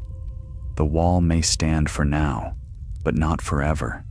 The fire inside me, inside all of this, it's not meant to stay buried. If I don't understand it, no one will." Mira turned away, pacing the edge of the ruin. "And what if it's a trap? What if this calling leads you to the same doom that took the others?" He watched the horizon, where a faint crimson haze shimmered over the snow. "Then I'll see it with my own eyes. That's all any man can do." When she looked back at him, her defiance softened. "Then I go with you, as before." He shook his head. "No, this path isn't yours. Go south, find Jon Snow. Tell him what we found here, the dragon fire, the stones, everything." "Jon Snow?" she scoffed. "And what will he do? Build another wall? The dead march, the living fight each other, and the gods hide behind their clouds." Jory smiled faintly. "Then tell him to prepare for the fire instead of the cold." For a heartbeat she seemed ready to argue, but the look in his eyes silenced her. She grasped his wrist, her grip strong despite the chill. "If you fall, Pike, I'll burn your body myself. You won't walk back to me with blue eyes." "Fair bargain," he said softly. By dawn, she was gone, her tracks vanishing south toward the wall. Jory watched her disappear into the white, then turned north, alone. The plains stretched before him, endless and silent. The world was a mirror of snow and shadow, and each step seemed to echo like thunder in the stillness. The light grew strange as he went farther, colors too vivid, the air thick with a metallic tang. He no longer felt hunger or cold. The fire inside sustained him, steady and fierce. On the second night, he found signs of life, or what had once been life. A herd of elk frozen in their tracks, their bodies encased in clear ice, eyes wide with terror. Around them, the snow was melted to black glass. He knelt beside one and laid his hand upon the frozen flank. The ice steamed where he touched it, revealing a faint pattern beneath the hide, spirals carved into the flesh, the same markings as the monolith. He rose, uneasy. The ground beneath him trembled once, faint but certain, like a distant heartbeat. That night, he dreamed. He stood upon a field of obsidian, the sky torn open above him. Rivers of fire flowed between mountains of ice, and from the heart of that storm rose a figure, tall, cloaked in smoke and frost, eyes burning blue and red at once. Its voice was not a sound, but a thought pressed into his skull. "You carry what we lost." "Who are you?" he demanded. "We are what remains of the first flame. We slept when men forgot us. Now the cold stirs us again. What do you want from me? To remember, to finish what was begun when dragons first woke the dawn." The figure raised its hand, and fire blossomed around it, shapes forming within the flame. He saw dragons, vast and terrible, their wings blotting out the sun. He saw men kneeling before them, crowns of glass upon their brows. He saw a wall rising between fire and frost, and at its heart, a shadow that looked like him. Jory woke with a cry, his body slick with sweat despite the cold. The glow beneath his skin had brightened again, and when he looked up, he saw light dancing across the northern sky, red and gold, not the green of the aurora, but the hue of fire through smoke. He pressed onward. By the next day, the land changed. The snow grew thin, and the ground beneath turned to black stone. Steam rose from fissures in the earth. He had reached the end of the frost plains and stood now before a vast chasm that cut through the world like a wound. From its depths came a dull roar and the scent of ash. A bridge of natural stone spanned the chasm, narrow and slick with frost. Beyond it, faint lights flickered in the distance, towers of ice and flame intertwined, shifting like mirages. Jory stepped onto the bridge. The heat rose to meet him, curling around his legs like smoke. Halfway across, the wind struck, a gale so fierce it nearly tore him from his footing. Through the storm, he heard whispers, voices familiar and strange, mingled together. Karn Vess, the Red Woman, even Mira. They called his name in tones of warning and sorrow. He pressed on, each step heavier than the last. The fire inside him flared, burning away the cold, driving back the wind. The whispers faded. When he reached the far side, he fell to his knees. Before him stretched a plain of obsidian and flame, and at its center towered a crystal spire of dragonglass taller than any keep. Within its depths, fire churned like a living thing, and frozen shapes floated in that light. Faces, wings, and eyes that watched without blinking. He knew then what it was, the heart of the North, the true source of the wall's fire, and it was waking. Jory staggered forward, the hum in his chest now a roar. The spire pulsed in answer, its surface cracking like ice underfoot. Streams of molten light spilled out, tracing veins through the black earth. A voice echoed from within the fire, softer now, almost tender. "You are its bearer. Join the flame, and the world is remade. Refuse, and it will consume all without you." He raised his hand. Fire and frost danced across his skin, meeting in perfect balance. "If it must be remade," he said aloud, "then let it remember mercy." He stepped into the light. The world vanished in fire and silence. Far away, at the wall, Mira Stoneshade looked northward from the watchtower's parapet. The horizon burned faintly red against the dusk, brighter than the sun. The wall trembled once, then steadied. The brothers beside her crossed themselves and whispered prayers. But Mira only watched, her breath a soft cloud in the freezing air. "Go on, Pike," she whispered. "Find the dawn." And in the farthest reaches of the north, where fire met ice and darkness dreamed of light, the first crack of thunder rolled across the sky, heralding the birth of something new. When Jory Pike stepped into the fire, he thought he would burn. But the flames did not consume him. They welcomed him. They wound around his body like ribbons of light, neither searing nor soothing, merely knowing. He had no sense of time. He might have fallen for moments or for centuries. The world became a river of molten color, red and gold and white, flowing through him, reshaping him. His heartbeat vanished into the rhythm of the fire. His breath became its breath. And then he heard a voice. Not the whisper of the Red Woman, nor the cold hiss of the dead. This voice was vast, ancient beyond reckoning, filled with sadness and patience. "You have opened the gate," it said. "The wall wakes. The world remembers." "What are you?" he asked, though his words seemed to come from nowhere and everywhere. "We are what men call fire. The first breath, the last light. We were born when the world was young and dragons were our children." He saw them then, winged shapes spiraling above oceans of flame, their roars shaking mountains. Men in bronze armor knelt before them, their faces lit by reverence and terror. The fire's voice continued. "When the cold rose, when death began to walk, the first men bound us beneath the ice. They built their wall to cage us, to keep the world still. But fire cannot sleep forever." Jory's chest burned with that truth. "The wall was never meant to defend men," he murmured. "It was built to hold you." "Yes, yet now it weakens. The ice forgets its purpose, and the dead remember theirs. You are the bridge, mortal. Fire and frost both live in you now." He felt it then, the duality within him, the burning heat in his veins and the biting cold in his lungs.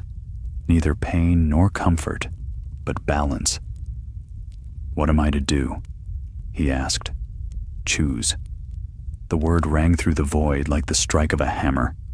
The flames parted before him, revealing two paths, one of blinding light, one of endless night. Free the fire, and the wall will fall. The world will burn, but in that burning, life will rise anew. Bind it once more, and the wall will hold. But winter will never end. The choice is yours. Jory's thoughts raced. He saw the faces of those he had met, the wildlings who fought for survival, the brothers of the Watch who died believing the wall protected them, Mira's fierce eyes full of stubborn hope. "I will not choose between life and death," he said. "There must be another way." The fire trembled, as if in surprise. The world was forged in twain, not whole. You cannot have both. "Then I'll make it whole again," he said, voice steady now. "If I must burn or freeze, I'll do both. Let fire and ice remember each other." The flames swirled faster, their colors deepening until they became one, an impossible fusion of light and shadow. "Then so it shall be," the voice said. "But know this, mortal. What you bind, you will carry. What you awaken, you will answer for." The fire surged forward, and the world vanished. When Jory opened his eyes, he lay on a bed of ash. Above him stretched a sky of silver and red, streaked with drifting embers that fell like snow. The chasm he had crossed was gone. In its place rose a new landscape, black plains where rivers of molten glass wound through fields of frost. He stood slowly, the air shimmering around him. His body no longer felt separate from the world. The warmth and cold of it flowed through him like twin tides. When he looked at his hands, one glowed faintly gold, the other pale blue. The spire of Dragonglass no longer towered before him. In its place lay a crater, filled with fire that burned cold and light that shimmered warm. Balance made manifest. Something moved at the crater's edge, a shadow rising from the steam. He tensed, but as it stepped into view, he felt no malice. It was the Red Woman, or rather, what had once been her. The fire had remade her too. Her hair was white now, her eyes no longer flame but calm amber. She looked at him as one might look upon the dawn after endless night. "You did what none before dared," she said softly. "You merged what the gods themselves divided." He regarded her warily. "You speak as if you knew this would happen." "I saw 1,000 endings," she replied. "This was not one of them. Perhaps that is why it is true." He glanced around. "What of the wall?" She turned her gaze south. In the far distance, where the horizon blurred between sky and snow, a faint glow marked the wall's line. It still stood, but its light flickered with every heartbeat. "It lives because you do," she said. "The balance you forged holds, for now." Jory frowned. "For now?" "The world will not accept what it does not understand. Men will fear what you have become. Fire and ice cannot share the same heart forever." "Then I'll keep them still," he said, "as long as I can." She smiled faintly, sad and knowing. "You speak like a king of nothing, holding back the tide with his hands. But perhaps even nothing needs a keeper." She stepped closer, her form shimmering like heat over snow. "When the dragons rise again and the cold returns, they will look for you, the bridge between two worlds." "I'm no god," he said quietly. "No," she agreed, "only a man, and that perhaps is what the world needs most." Then she was gone, dissolving into a mist of red and gold. Jory stood alone. He looked to the sky, where the aurora burned brighter than before. Far to the south, he could see faint trails of smoke rising from the lands beyond the wall. Human smoke, the fires of men rebuilding, fighting, living. He turned northward. Beyond the black plains, beyond the endless frost, the faint outline of a mountain gleamed, a mountain shaped like a dragon's skull. The fire's pull stirred within him again, gentle but insistent. He began to walk. Each step left behind a trace of light that faded slowly, like memory. The snow melted under one foot and froze under the other. The world bent around him, uncertain whether it was still winter or the dawn of spring. He did not look back. The wall no longer needed him, nor the watch, nor the songs of men. His purpose was to keep the balance, to walk the line between burning and freezing until one consumed the other. Above him, the sky rippled with crimson and blue. The wind carried the echo of dragons in flight, and beneath it all, the hum, steady and endless, the heartbeat of the world itself. It pulsed within him, a promise and a burden both. He whispered to the silence, "The fire remembers, the ice endures." Then he disappeared into the far north, where light and shadow danced together upon the snow, and the dawn came slower, brighter, and stranger than it ever had before. The far north was silent, yet not empty. The wind carried whispers through the frost, the echoes of ancient songs half buried beneath the ice. Sir Jory Pike followed their call across the blackened plains, each step a meeting of fire and frost. Where his boots touched the ground, the snow hissed and steamed, leaving behind a trail that glimmered faintly red, before vanishing into the endless white. He did not hunger. He did not tire. He did not feel the ache of cold or the burn of heat. His body was neither alive nor dead, but something in between, balanced, held together by forces that had warred since the world's beginning. Yet with every mile, he felt that balance shift, faintly, dangerously. The fire inside him grew restless, pressing against the bounds of his flesh like a caged storm. Days or weeks passed without count. The sun was a dim coin behind gray clouds, the stars veiled by drifting snow. Then, at last, he saw movement on the horizon. At first, he thought it the wind sculpting the snow into shifting shapes, but as he drew nearer, he saw figures, scores of them, moving in solemn silence across the ice. They were tall, wrapped in cloaks of white that blended with the storm, their faces hidden beneath masks of pale bone. The children of the forest, he thought. But no, these were taller, older, and their presence filled the air with the hum of ancient power. Jory stopped at the edge of their procession. The leader turned toward him, its eyes glowing faintly gold through the bone mask. When it spoke, its voice was like wind moving through hollow stone. "You walk between the fires," it said. "We felt your coming." Jory bowed his head. "Then you know what I am." "We know what you were," the being replied. "Man, watcher, oath-breaker. Now you are the vessel of what our kind once feared and worshipped in equal measure. The flame that devours, the frost that binds." He stepped forward carefully. "I came north seeking understanding. The fire told me I was its bridge, that I must keep balance or all would fall." The masked figures murmured among themselves, a sound like the rustling of leaves in a dead forest. Then the leader raised its hand, and silence returned. "Balance," it said. "Yes, long ago, before men built their walls and dragons ruled the skies, there was balance, fire to warm the cold, ice to temper the flame, but men sought dominion, and in their greed, they broke the world in two."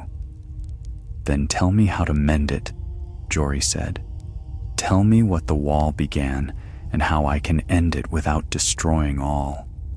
The figure's golden eyes dimmed, and it gestured for him to follow. The others parted as Jory walked among them, their heads bowed. Together, they descended into a valley where the ice gave way to a lake of glass. Beneath its surface, frozen figures slumbered, men, beasts, and creatures with wings like shadows. "The first war," the being said, "fire against frost, neither won. The dead rose from the cold, and dragons fell from the sky. To cage the war, the first men and our kind bound the fire beneath the wall, sealing it with blood and song. But every cage weakens, given time." Jory stared down into the frozen lake. Beneath the clear surface, something vast and coiled stirred. A dragon, or the memory of one.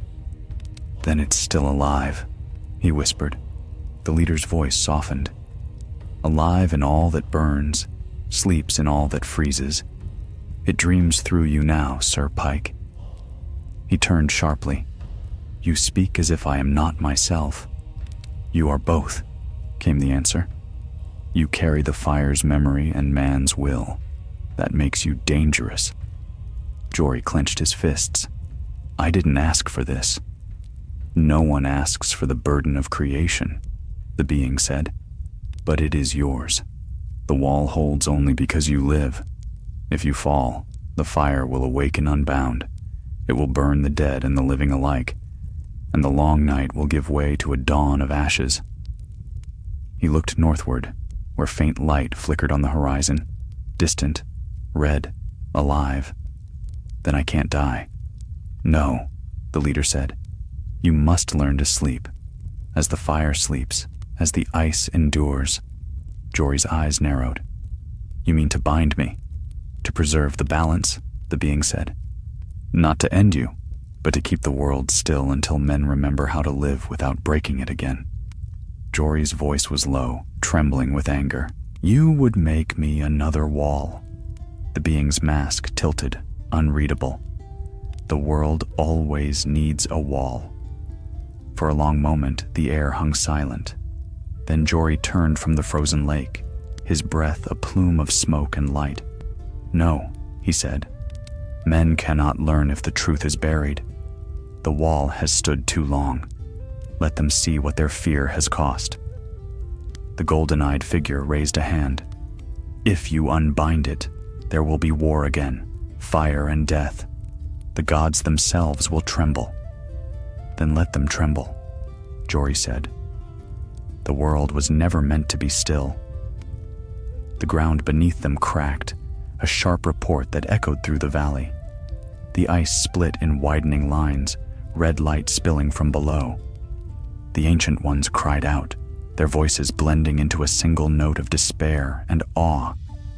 The lake shattered. Flame and frost rose together, spiraling into the sky. The coiled shape beneath the ice burst free. A dragon, vast and terrible, its scales a shifting pattern of white and gold, its wings carved from frozen fire. Jory fell to his knees as the creature's gaze found him. Its eyes mirrored his own, one blue, one red. When it spoke, its voice was both thunder and whisper, filling the world. You woke me, child of men. What will you do now? He lifted his head, the fire within him roaring in answer. Fly with me, he said, not as master and beast, but as halves of the same flame. The world must see us both. The dragon regarded him, then lowered its massive head. Jory reached out, his hand pressing against the creature's brow. Fire and ice met, and neither yielded. The ancient beings scattered as the dragon spread its wings. A storm of heat and snow swept outward, carving a path through the sky. With a single beat, they rose, a man and a dragon forged of fire and frost, ascending into the clouds. From below, the world looked small, fragile, burning faintly against the horizon. The wall gleamed like a thread of light, still standing but trembling, as though uncertain of its own strength. Mira Stoneshade, standing watch far to the south, looked up from her post atop Castle Black and saw the streak of light across the heavens, one red, one white, spiraling like twin comets. The fireflies, she whispered, and somewhere beyond sight, in the heart of that light, Jory Pike looked down upon the realm of men and whispered back, the dawn begins. The dragon roared, and the sound carried for leagues, a call older than words, shaking the heavens and the frozen earth alike. It was not a cry of victory, nor of wrath, but of rebirth. And as the storm broke, and the snow turned to ash, Westeros stirred beneath its slumbering gods, feeling for the first time in 1,000 years the heat of a new sun rising through the cold. The sky burned where Jory Pike had risen, red mingling with white in a storm of light that rippled across the north. The wind carried the cry of the dragon, a sound vast and ancient, rolling down from the clouds to the frozen lands below. Those who still lived in the shadow of the wall looked up from their fires and trembled. Men of the watch whispered prayers to forgotten gods. Wildlings fell to their knees, calling it an omen. But none could say whether the sound was a herald of salvation or the cry of doom. High above the world, Jory Pike rode the storm. The dragon's wings cut the air with the force of thunder. Its body shimmered between frost and flame, scales of crystal and gold, veins of blue fire running through translucent hide. Each breath that left its jaws trailed sparks that fell like snow upon the world below. Jory felt its power coursing through him, a current that matched the heartbeat in his chest. He no longer knew where the dragon ended and he began. They flew north, over mountains swallowed by ice and valleys long forgotten by men. The wind was sharp and endless, but the cold could not touch him. Beneath, the land split open in fiery scars, rivers of molten rock cutting through the snow. The balance had broken. The world itself was beginning to stir. "Show me," Jory whispered into the wind. "Show me what must come." The dragon's voice answered within his mind, deep as the earth. "You are the bridge. What you see is the world remembering itself." As they flew, visions unfurled across the sky. He saw the wall trembling, its veins of red light fading, then brightening again. He saw Castle Black, the Black Brothers standing upon its ramparts, their faces lit by firelight that was not their own. And far to the south, he saw flames blooming over fields and forests, towns and keeps, the fire spreading, unstoppable. Then came the other vision, the long cold. Cities buried beneath snow, rivers frozen solid, shadows walking with blue eyes through endless night. Between those two futures stretched only him, a man who had once taken the black, now caught between the fire's hunger and the cold's silence. "You cannot hold both forever," the dragon said.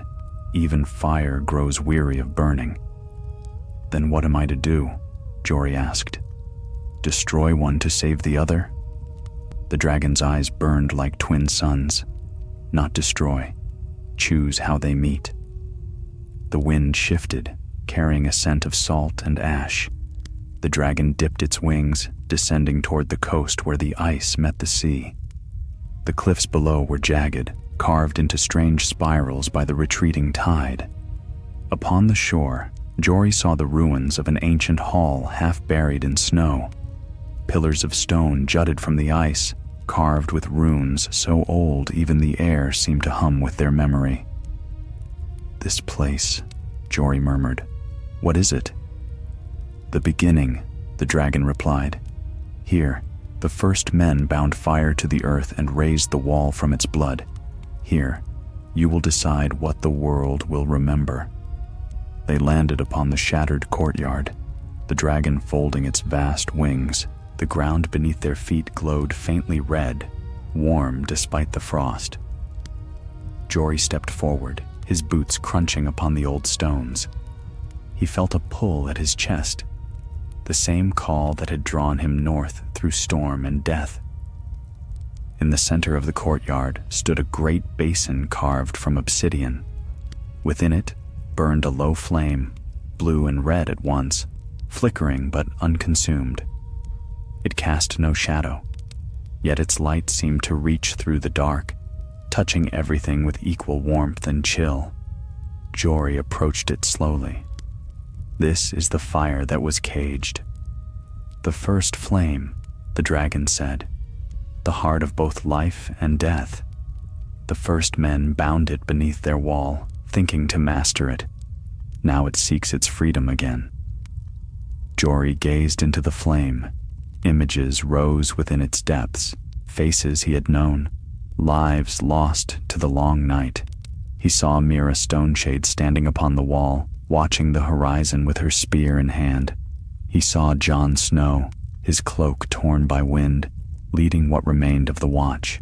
He saw the Red Woman's eyes, bright with prophecy, and the countless nameless dead beneath the frost. "I was given the fire to protect the living," he said softly. "But fire kills as easily as it saves. If I let it go, will it not burn them all?" "If you bind it again," said the dragon, "the world will sleep once more. The cold will triumph in stillness, and men will fade into their caves, forgetting warmth. The choice is not between life and death. It is between motion and silence." He knelt beside the basin, staring into its light. "And if I fall? Then the fire falls with you, and the world will begin again, as it always does." Jory closed his eyes. The hum within him grew louder, the twin forces in his veins struggling for dominion. He felt the fire clawing upward, desperate to be free. The frost rose to meet it, calm and eternal. For a moment they met perfectly in the center of his heart, and he understood. He was not meant to cage one or release the other. He was meant to join them. He placed his hands on the edge of the basin. The flame within shuddered, then reached for him, wrapping around his arms like living silk. He did not resist. It climbed higher, enveloping him from head to toe. The world vanished in a storm of red and white. The dragon roared once, a sound that shook the sea and the wall alike. The ground split open, and light poured forth like dawn breaking through night. For a time, there was nothing but brightness. Then, silence. When the storm faded, the ruins were gone. In their place rose a new mountain of glass, smooth as water, glimmering in both sun and moonlight. Within its depths, faint shapes moved. Light and shadow intertwined, forever circling one another. Far to the south, men looked up from their battles and saw the new light in the northern sky. They called it the Heart of the North, a star that burned with two colors. The wall still stood, but its cold had softened. The winds were gentler, the nights shorter. And on clear nights, when the aurora danced above the world, watchers upon the wall swore they could see a great dragon flying through the light, half flame, half frost, with a rider whose eyes shone like dawn through snow. Mira Stoneshade, old and gray, would sometimes lift her gaze to that sky and smile faintly. "He kept his word," she would whisper. "He found the dawn." The bards who came after spoke of Jory Pike as they spoke of Azor Ahai and the last hero, a man forged between death and life, who bound fire to ice and remade the balance of the world. But the North remembered something simpler, the warmth that returned after the longest night, the first spring that came to lands long frozen. And high above, beyond the reach of kings and wars, the dragon still soared across the edge of the world, its roar echoing like thunder beyond the dawn.